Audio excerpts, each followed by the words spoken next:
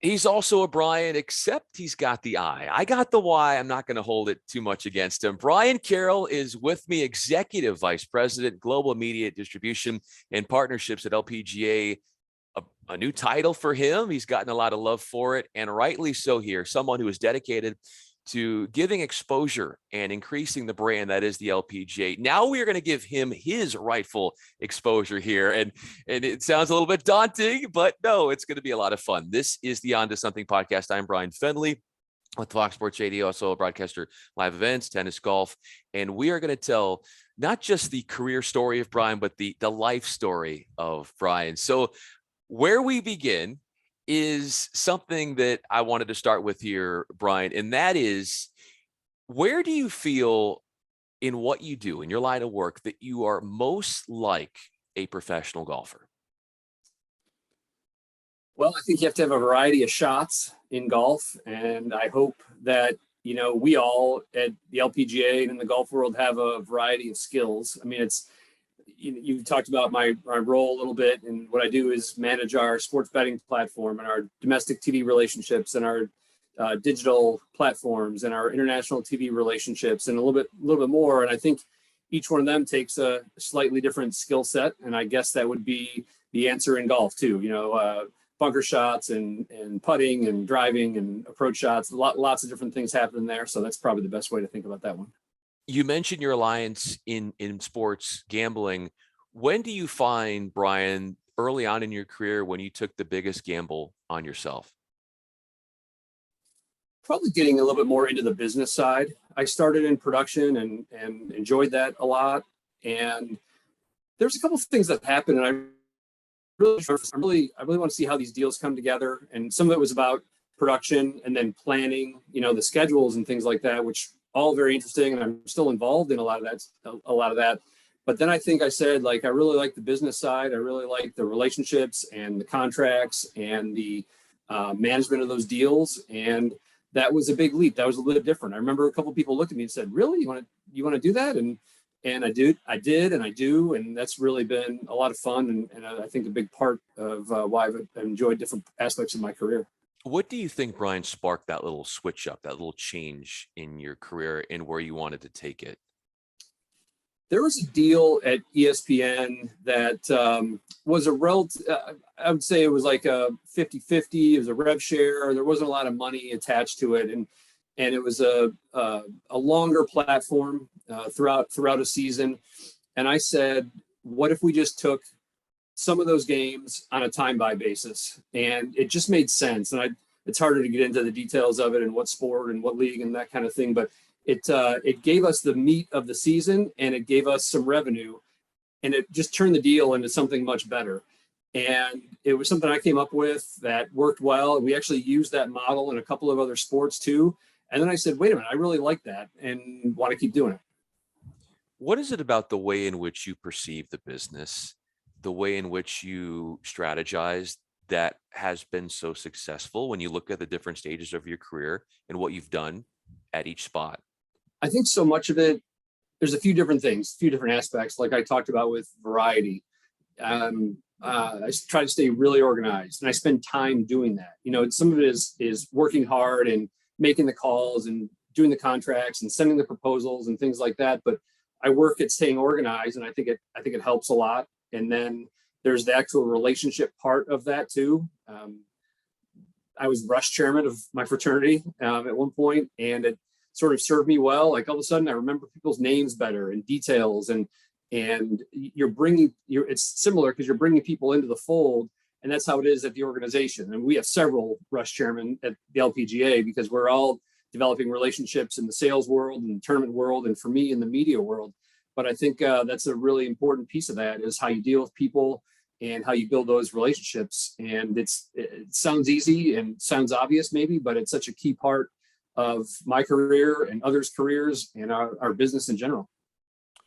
To seeing how you've grown the LPGA and how, we were just looking at, and I know this was last week as we taped this, but the purse at the U.S. Women's Open, the winner got $1.8 million.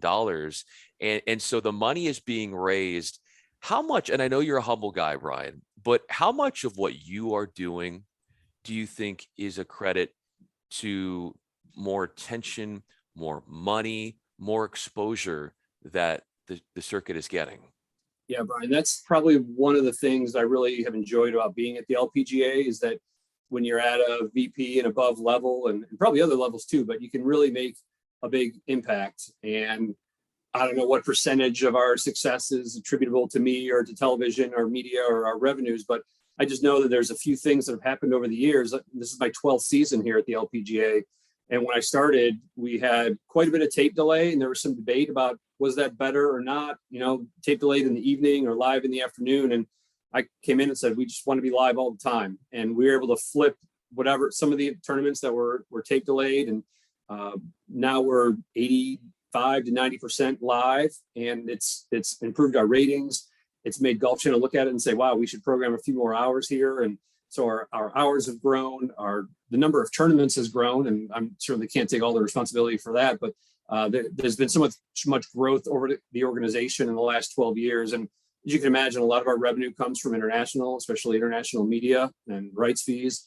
And just to have been a part of that growth and success feels really good. I have a friend who calls it a career trophy when you can, and sort of like, it's something that you've helped build. And I've been a part of a couple other organizations and very proud to work for ESPN and the PGA Tour. But what's special about the LPGA is that we've really built something here. In wherever you've been, ESPN, PGA Tour, LPGA, and beyond, when you have a colleague give you a compliment, what is the most praiseworthy thing somebody can say about you that you want to hear that validates what you're doing? Yeah. It happened a few years ago with the LPGA. One of my colleagues and friends said something like, wow, you really get a lot done and you're pretty quiet about it. And that the combination of things, I said to him, there's probably nothing better you can say to me than that.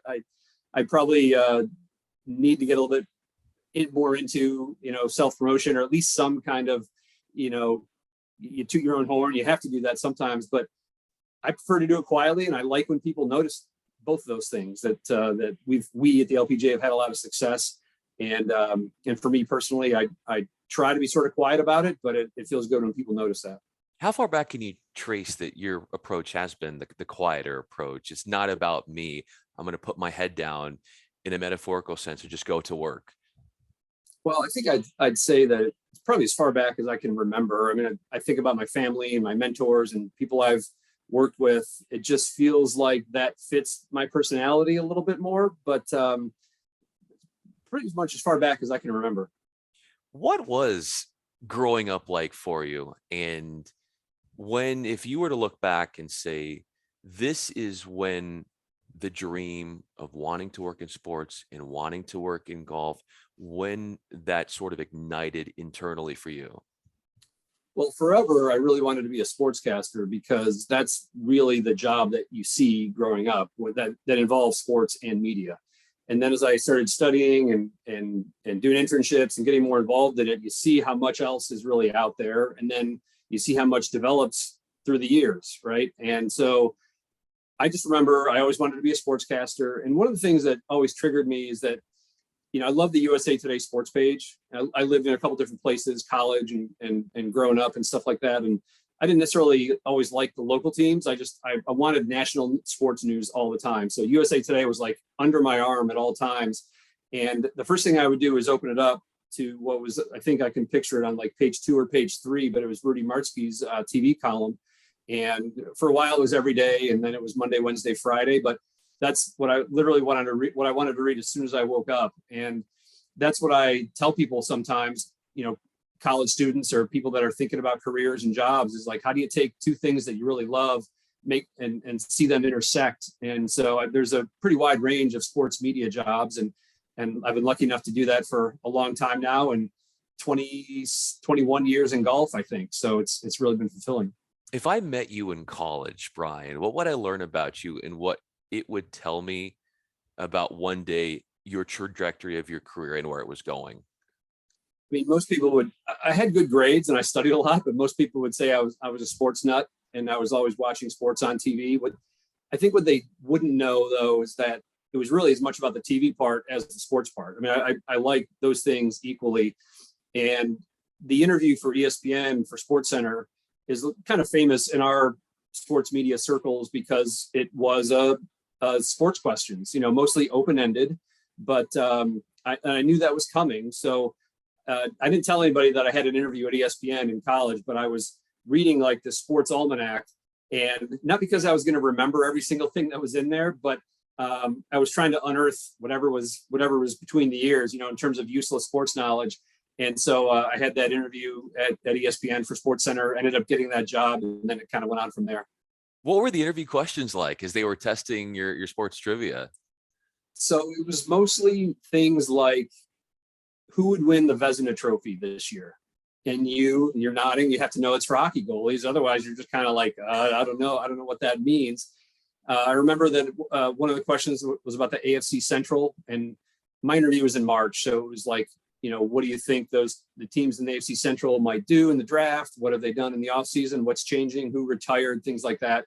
And luckily, I'm a Steelers fan, so I of course, most sports fans could name the teams in the division, but then you got to be able to talk about who just retired, who they might trade, and things like that. And so again, it was open ended. It wasn't who played third base on the Big Red Machine Reds teams or anything like that, but things that made you just talk about sports and make sure that you had that general understanding. Brian Carroll is with us. I'm Bryan Fenley. If you were to take all the information that you've accrued in golf and professional women's golf and to turn it into an almanac of all the information that you have, how many pages would Bryan Carroll's almanac be with all this information that has been stored in your memory banks? I don't know for sure, but I think there's a few doozies of tournaments that I've been involved with over the years, with Monday finishes or playing on 3 different networks or 6-hole playoffs. I mean, just that went over 2 days, different things like that. And there's probably some war stories and things that are in there somewhere. But yeah, there's been a lot of different things over the years that have happened, and not too much that I haven't seen, but that's kind of what makes it interesting, is that there's always something else around the corner. When you go into negotiating and wanting to bring more attention and more exposure and more coverage to the LPGA, what is it that your approach to that? Because obviously it's working, as you pointed out. More attention is heading to the LPGA internationally. The purse is going up, and more people are watching. So you're doing something right there, Brian. Yeah, I mean, we take it on a country by country basis, and I always say I've got somebody, a happy partner every week, because we're an international organization, and whoever wins, I always shoot a quick note to the broadcaster in that country and celebrate that a little bit.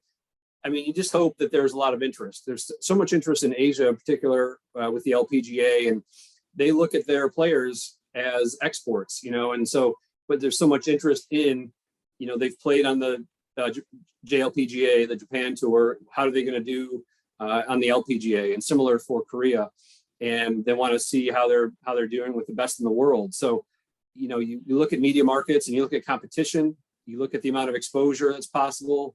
You look at the revenue that could come in and the distribution of different networks. And we've had a really good run with that because we have such a global tour. We play in 14 countries a year on average, something like that. And players from everywhere, and lots of success from Scandinavia and Asia. That's been a really exciting part of the job. When you think about all on the LPGA Tour, how do the golfers inspire you, Brian?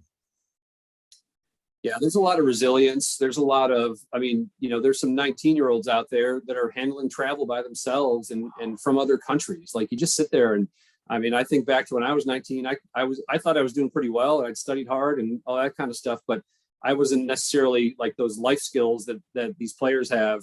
It's pretty amazing. You see that some of them are learning a new language with English, and about 2/3 of our events are in the US, and then a big chunk in Asia, and then a few in Europe.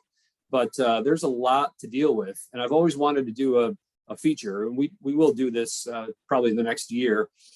It's not just about the Thursday to Sunday of the tournament.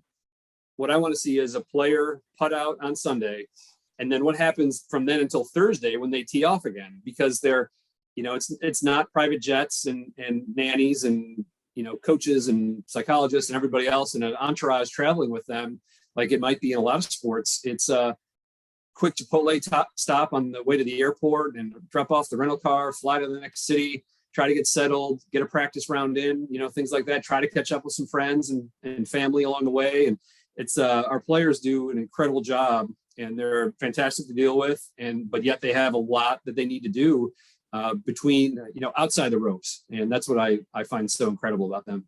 Well, and it's seeing those sacrifices that they make, how has that made you better at your job and what you're doing?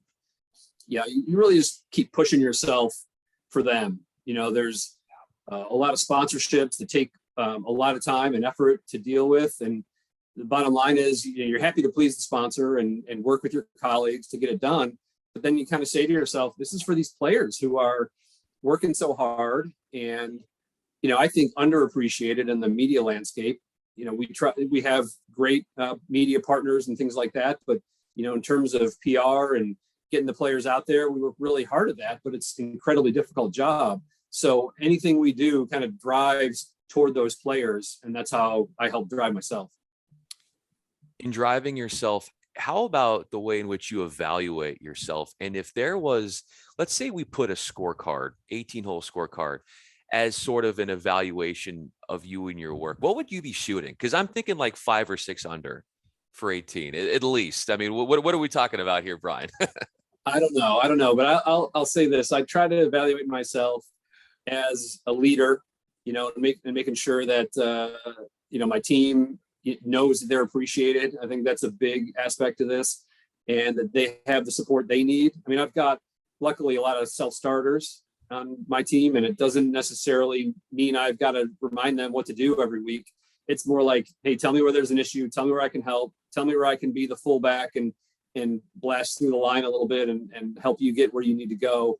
And then, we look at revenue, we look at ratings, which are not totally under our control, but we try to make sure we do everything we can from a programming, production, promotional perspective to drive fans to our website and our telecasts and things like that. So there's a multitude of ways, but I mean, I always say I try to have high demand for myself more so than anybody else. I mean, I've got bosses who drive me too, and that's fantastic. But I don't want any of those expectations to be as high as mine. So that's how I keep driving myself. High ratings in television, that's growing. You're standing, the ratings are going higher because of your recent promotion. And that I want to leave you with this last question. Bryan Carroll is with me. I'm Bryan Fenley. You speak about the high demands. How about the demands you have for yourself when you're playing on the golf course? Probably a little too high. Probably, might get a little too frustrated once in a while, but I'm playing decent lately. So, I just bought some new-ish clubs. They're used, but I'm trying a new brand and a new look. And I'm just trying to get out and enjoy it. That's part of the thing. I went out late on a Friday afternoon one time, got a twilight rate with a friend just last week. And that's when you just say, like, this feels great. This is really, he was talking about how serious are you and everything. I said, no. I just want to go out and play, laugh at each other a little bit and have some fun. So I do like the competitive aspect of golf, but I have to manage my own expectations. Sharing a moment like that with your friend just captures the essence of why it's so true that you love what you do in work and that it's just an everyday part of who you are. And there's so much of a passion and everything that you've accomplished is being seen. And the LPGA is so lucky to have you. Bryan Carroll, I'm Bryan Fenley. Thank you so much for making this happen, man. I really appreciate it. Thanks. This is a blast, Bryan. Thank you.